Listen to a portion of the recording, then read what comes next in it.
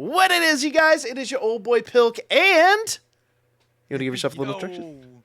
What's going on, guys? It's your lovely host, Omnitoast. Hey, that rhymes. Poet and didn't know it. So, so today we just got back from Dragonball Super Superhero, and I wanted to give you guys a little. Well, we're gonna kick this off with a non-spoiler review. We will drop a spoiler review later, but for now, we're gonna kind of gloss over this, give you our basic thoughts on it. Try not to say too much, but definitely go see the movie. I think I speak for both of us when I say you got to go see this film if you're a Dragon Ball fan. Yes, agreed. Yeah. So to kick this off, I want to say, first of all, movie ratings. For me, and I'm going to compare this to the recent films, Battle of Gods, Resurrection F, Broly. Now, I'm a big nostalgia when it comes to Dragon Ball, but I'm going to give this a solid 8. Solid 8. What would you give it? I actually probably going to be in the same ballpark. I'm going to go give it just a little bit better at an 8.5. But that's just because, for me, the humor hit, and that's what gave it that extra boost up for me. And so that actually brings me into a really interesting point. So all in all, and we'll cover a few different segments of this real quickly, but all in all, this was more of a humorous film. It wasn't like Broly, which was an action-packed film. This is more humor. Yeah. It was definitely more, I can't say the stakes weren't high at any point. Oh, the stakes were high. The stakes were high near the end, yes. Yes. But in the beginning, it was more or less just this is silly. And it comes across fun. like an episode of Dragon Ball. It didn't feel like it does. Z or GT or Super. It felt like OG Dragon Ball. Exactly. If you remember back, I mean, of course, it's, I can't get into spoilers too much, but I think we all know the Red Ribbon Army is back. We won't go too much into that. But it felt like an old episode of Dragon Ball to me, and a lot of the characters felt not unique, but reminiscent of that factoid. You got to see some old fan favorite characters that I won't say got a new twist, but got a twist that we haven't seen in quite some time. Yeah. No, the thing that got me, and this is going to be this is not really major spoilers at all. It's just because it was in the recap portion, in the beginning. And I was actually telling my fiance this. I'm like, how dare the movie tell me I'm old? I know, right? The way that some of you are old enough to know about the story of the Red Ribbon Army. I'm like, you mother. How dare you? How dare you, film? I did not need to be told I was old. I appreciate it, though. Yeah. I mean, but it's the thing. You have to remember, a lot of people, self-included, got into Dragon Ball with Z. That doesn't mean that everybody went back and watched the OG Dragon Ball. A lot of people haven't. Nope. It's a very different series. That's the thing that people need to understand when they're coming out of this. Because I've seen a lot of people I'm so disappointed in the film.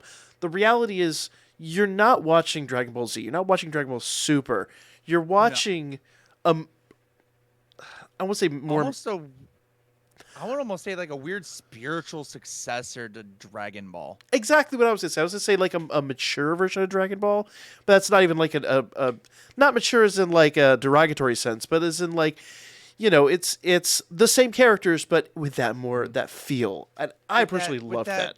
Almost that Dragon Ball humor, because that was the thing about the original Dragon Ball series. It was silly. It had really dumb, silly moments in it. Oh, especially the very beginning. Goku as a kid? Come on. And that was just because Toriyama was coming off writing Dr. Slump. There were some really good throwbacks, even to Dr. Slump. One that I mentioned to you in the movie that we'll talk about in the spoiler review that just hit me right in the feels. So if you're familiar with any of not just Dragon Ball, but Toriyama's products, you're going to be in absolute love with this video. You're going to enjoy every minute of this movie. Now let's talk about the animation for a minute, because I wasn't. I did want to hit on that. I wasn't completely sold on this idea of them going to this 3D style, and you could tell some of the scenes were still not hand drawn, but were digital art, not 3D. Yes. They were still 2D, but still, I guess you could still call that CGI. But the 3D scenes blended so smoothly and so flawlessly that if you're hesitant at all about the art style, I thought it was a 10. I thought it was a banger, a knockout of the park. I would say that was as good as it can get with current technology.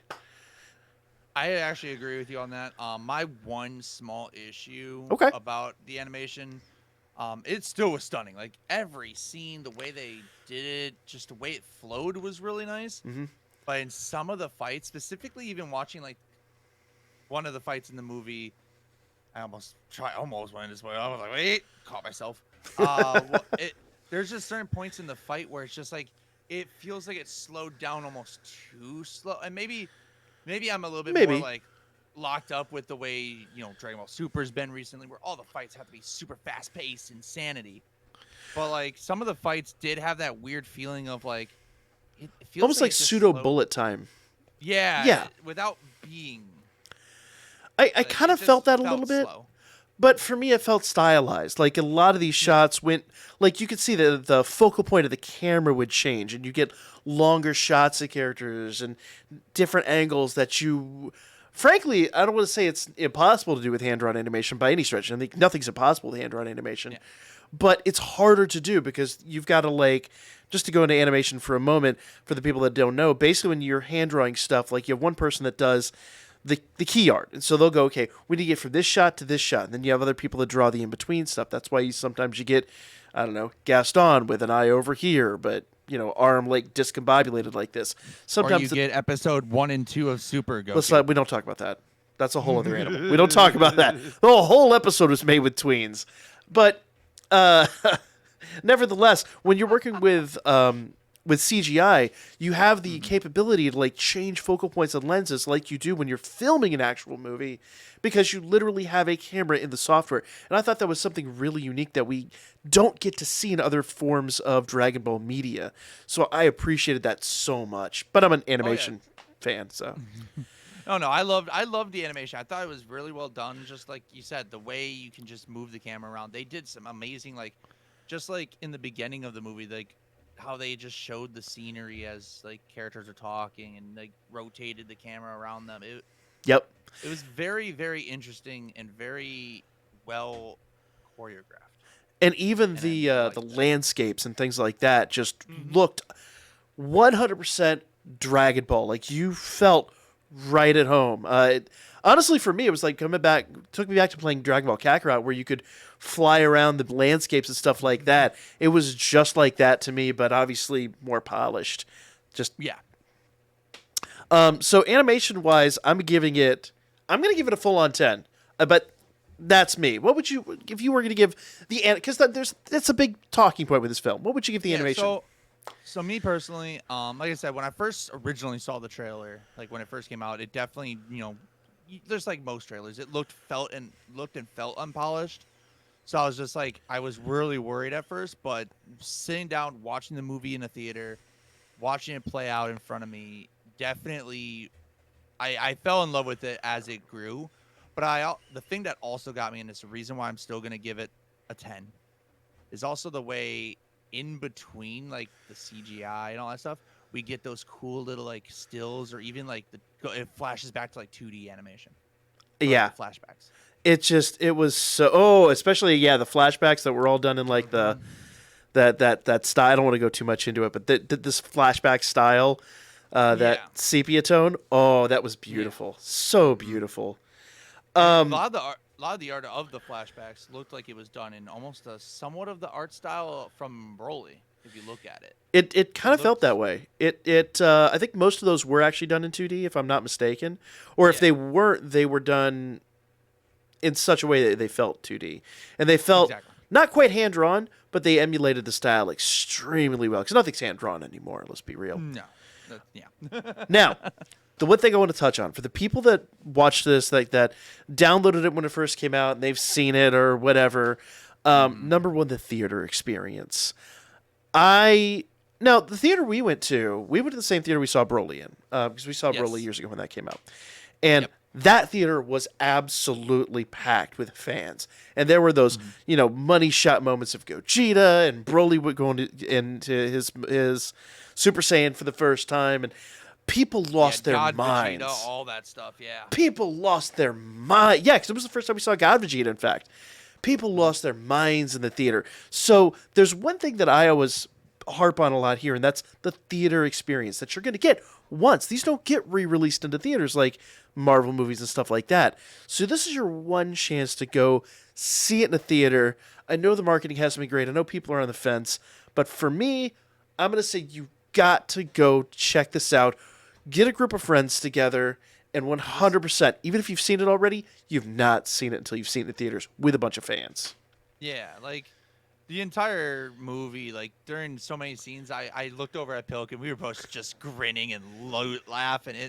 And I do have to agree, yeah, the theater experience, especially like with this one, and I again agree with you on this. It's marketing.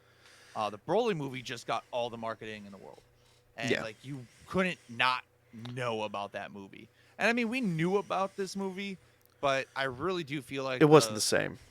It was the COVID experience. You know, it for a lot of these movies, it happens that way, especially since we're coming out of that time, that period. I don't want to be that person, but I think a lot of it was Toei had to put their money somewhere, and it felt like they put that into One Piece Red. Not that I'm mad about that, because I kind of want to see that one too, but it felt like that's where their marketing budget went. Yeah, this one feels like they cared, and I agree with that because like. When Broly came out, I don't think there was another big Toei film coming out in that time frame. That was the one.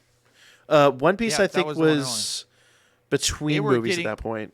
Yeah, they were in development of the next one. Well, if I recollect too, it was right on the backside of Dragonball Super just having ended, more or less. What, a year or two afterwards? So the iron was still hot right there. Yeah.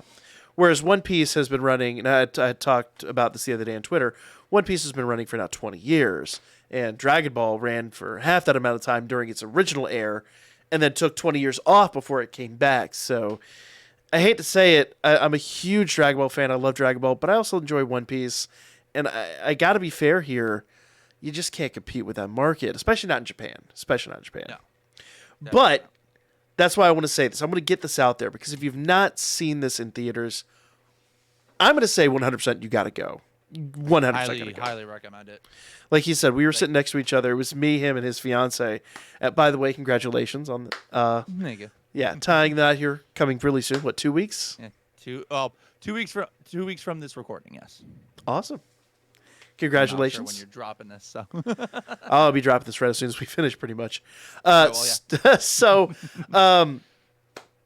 Yeah, we were just quipping back and forth. Like, normally I'd be quiet during a movie, but this is one of those films, like, when you're next to Dragon Ball fans, everybody gets excited. Everybody starts, oh, let's go. It was so much fun. Any final thoughts you have before we close out this non-spoiler review? Because I could go on for hours. Yeah, I could go on forever with this, but I definitely want to unleash this the spoiler form here. But outside of like what we just said, like I highly recommend seeing this in the theater. Have fun, enjoy it. You know, like I said, a lot of people are on the fence. We've talked about the animation, all that stuff, but it worked. It worked really well, and yeah, I can't recommend it. Can't recommend it enough. Absolutely.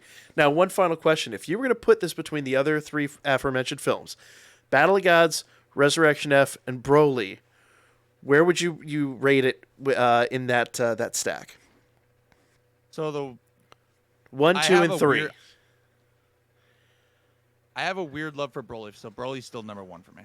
Really? Okay. Yes. Okay. I just, and it's something that we'll hit on with the spoiler review, but okay. The reason I have Broly on there for the main reason of the fights.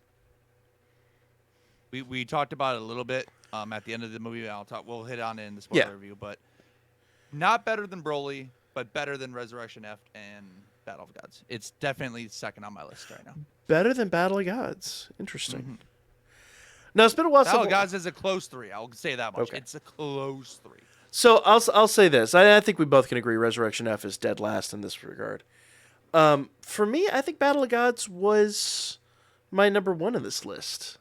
Mm-hmm. And I'll be honest, the number 2 slot is shared. I hate to phone it in that way. That's why I'm asking you. Because heckle me all you want. So Battle of Gods to me was the thing that brought back Dragon Ball. When I saw that in theaters, it was the mind-blowing experience. It was like the greatest thing ever. It really brought me back to like when I was getting into anime for the first time, and it was a phenomenal, mind-blowing experience. The story was amazing. The art was amazing. I don't think that movie could even be made today in the same way that it was made back then. But the problem I get to is Broly is like Dragon Ball Z, and this is like Dragon Ball. And I love Dragon Ball as a franchise. Like, I love OG Dragon Ball. I love Z. The problem is Broly's up here for all the action and you know, those types of moments. This is here for the comedy and the actual, like, character interactions. Because I don't think that Broly we had the same level of character interactions. So I'm on the fence. I think both stick for me are even in different ways. That's why I wanted to get your opinion too. So yeah, but like I said, and I may have given them like definitive areas, but I'll go say like it is like millimeters difference between each other. Fair enough. That's fair enough. Outside Resurrection F, that thing's just smoking up in the back area there. Like, loved Resurrection F. I enjoyed it. It was nice. Again, theater experience. It was a lot of fun with friends in the theater, but just for the lulz, to finish off the video. It doesn't hold up.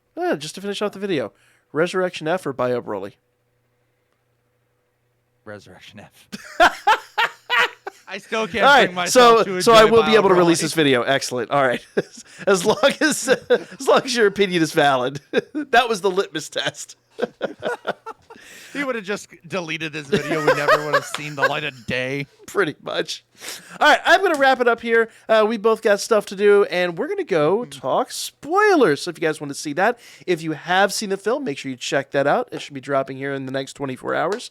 For now, thank you guys so much. Omni, thank you so much for taking your time. If you have not, I'll put the link in the description down below. Make sure you check out Omnitoast's channel. Awesome dude. Absolutely phenomenal. We have him on the channel all the time. Not only is he a local, he's just one of the coolest guys I know. So thank you so much for your time. No worries, my dude. And we will catch you all on the next one. And let me know in the comments section down below what you thought of the film. Sans spoilers. No spoilers. Be decent. If you spoil, I'll steal your left sock.